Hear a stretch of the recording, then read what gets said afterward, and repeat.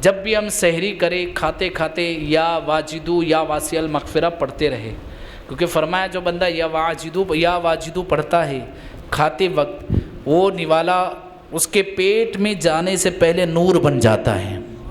اور فرمایا جو بندہ اگر دوسرے نوالے پر یا واسع المغفرہ پڑھتا ہے تو اس کے پیٹ میں جانے سے پہلے وہ نوالا، اس کے پیٹ میں جانے سے پہلے اللہ اس کی بخشش فرما دیتا ہے، اس کی مغفرت فرما دیتا ہے۔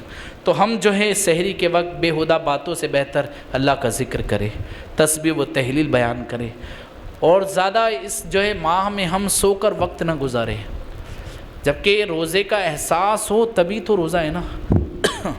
مولا علی فرماتے کہ کڑاکے کی دھوپ ہو اور سخت پیاس لگ رہی ہو، ایسا روزہ مجھے بڑا محبوب ہے۔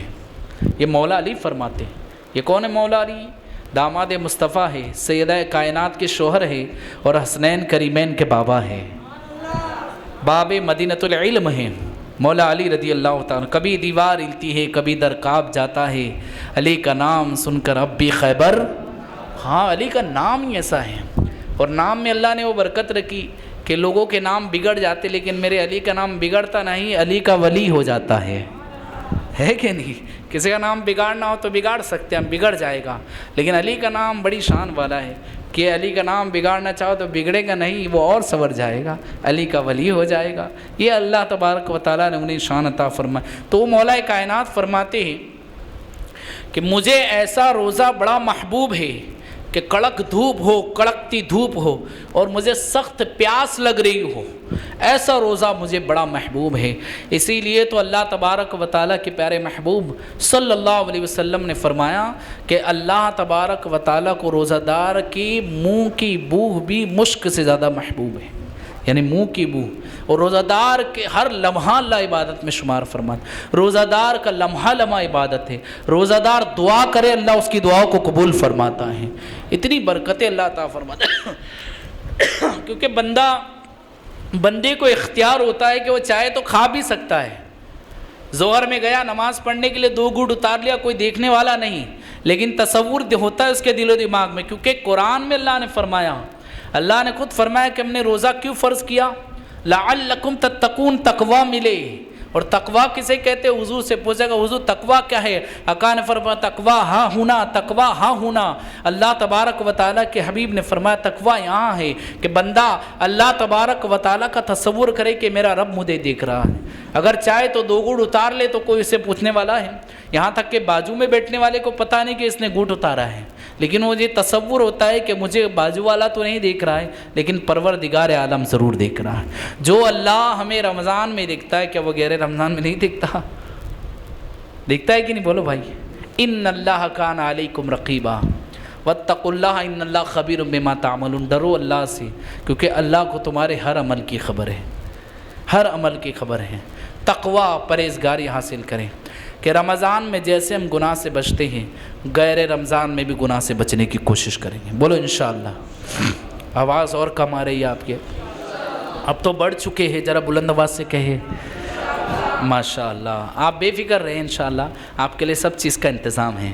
ہمارے نگراں صاحب نے بڑا انتظام کیا ہے ماشاءاللہ، آپ کے لیے چائے کا بھی انتظام ہے، سحری کا بھی انتظام ہے۔ بالکل اطمینان سے بیٹھیں اور آپ سیکھتے رہیں۔